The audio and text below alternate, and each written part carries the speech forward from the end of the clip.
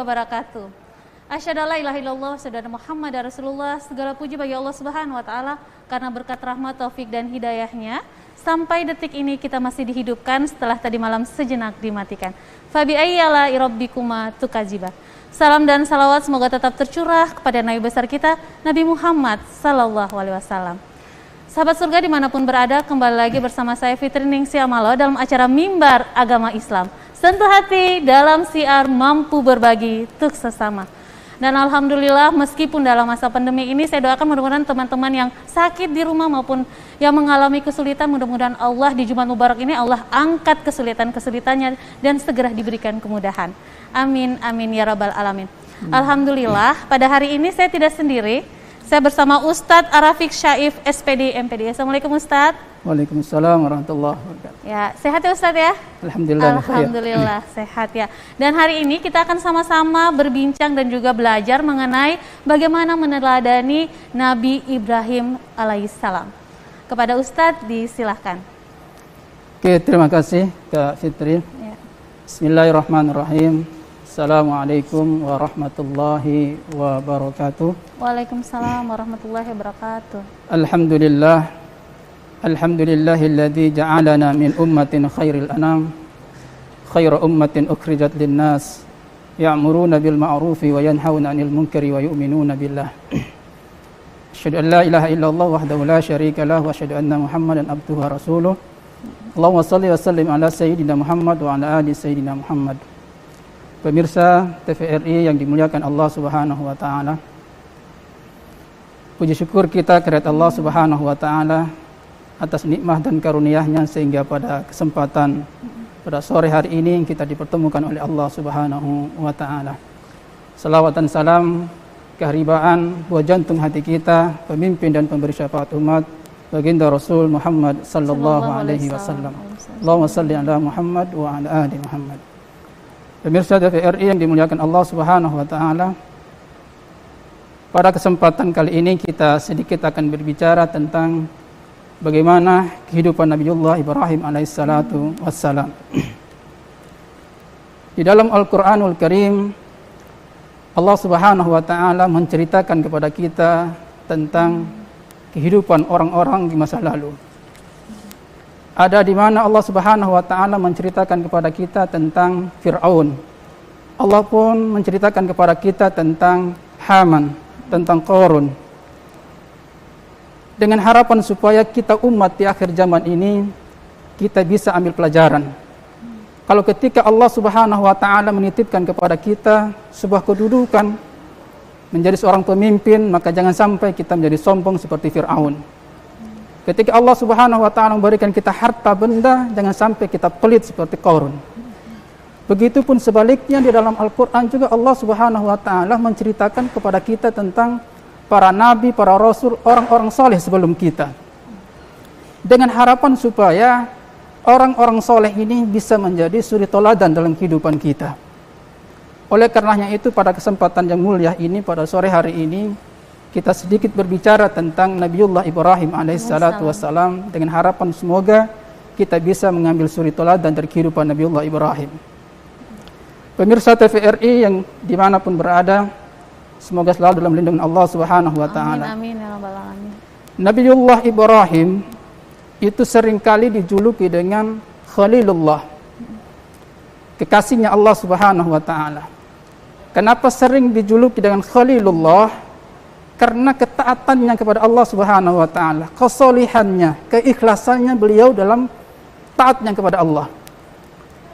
Begitupun Nabiullah Ibrahim seringkali dijuluki dengan Abul Anbiya, bapaknya para nabi. Kenapa begitu Ustaz ya?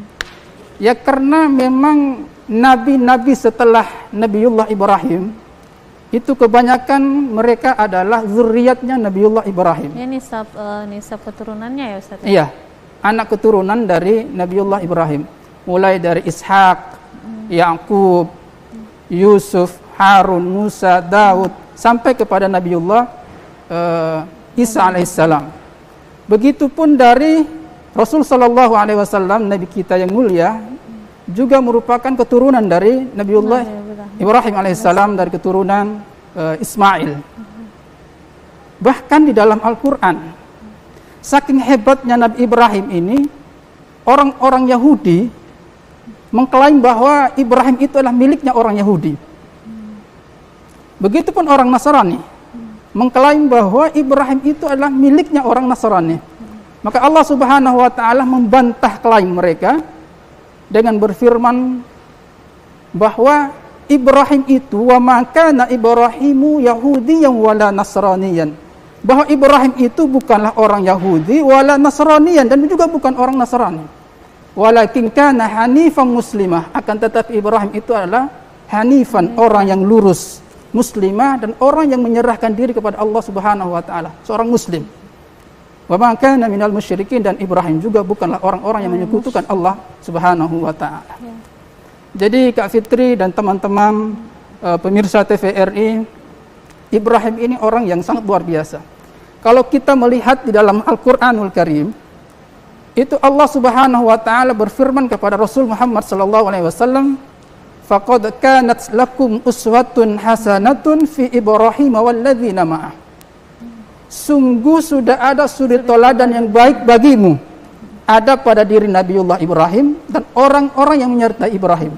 Dan orang-orang yang menyertai Ibrahim di sini adalah keluarganya, Ibunda Sarah dan Hajar, Ismail dan Ishak, dan orang-orang yang beriman kepada Allah Subhanahu wa taala dan beriman kepada Nabiullah Ibrahim di waktu itu. Jadi sebenarnya sudah ada suri teladan pada diri Nabiullah Ibrahim yang perlu kita ambil kita contoh dalam kehidupan kita. Pemirsa TVRI yang dimuliakan Allah Subhanahu wa taala. Jadi ada kurang lebih 3 poin penting yang kita titik beratkan. Titik beratkan, kita suri teladan dari kehidupan Nabiullah Ibrahim. Yang pertama adalah tentang kekritisan Nabiullah Ibrahim terhadap lingkungan di mana beliau berada. Sebagaimana yang kita ketahui bersama bahwa Nabiullah Ibrahim itu dilahirkan, diasuh dan dibesarkan di tengah-tengah kaum musyrikin, orang yang menyembah berhala. Bahkan bapaknya sendiri adalah orang yang membuat patung, yang membuat berhala untuk jadikan Tuhan.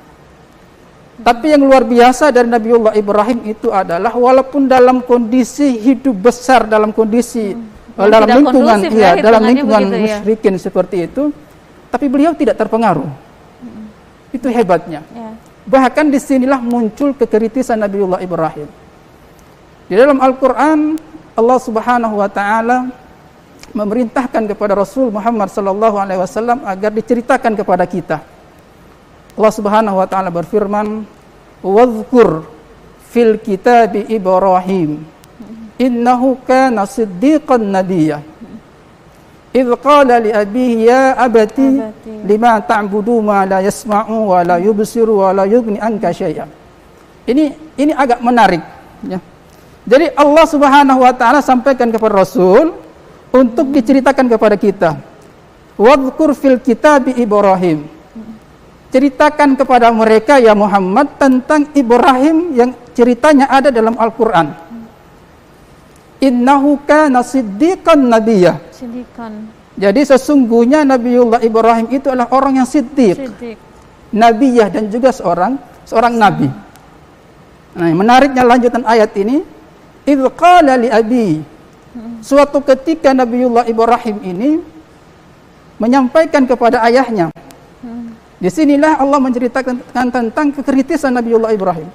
Idz qala li abihi ya bunay ya abati, wahai ayahku, lima ta'budu ma la yasma'u wa la yubsiru wa la yughni anka syai'a.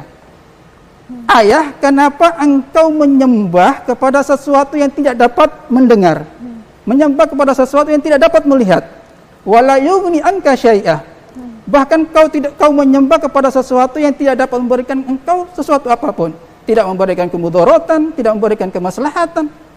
Lalu kenapa kau sembah? Baik Ustadz, jadi nanti kita akan lanjut makin seru ya, insya Allah. Insya Allah kita akan lanjut lagi setelah iklan berikut. Baik sahabat surga dimanapun berada, tetaplah bersama kami dalam acara Mimbar Agama Islam. Sentuh hati dalam siar mampu berbagi untuk sesama.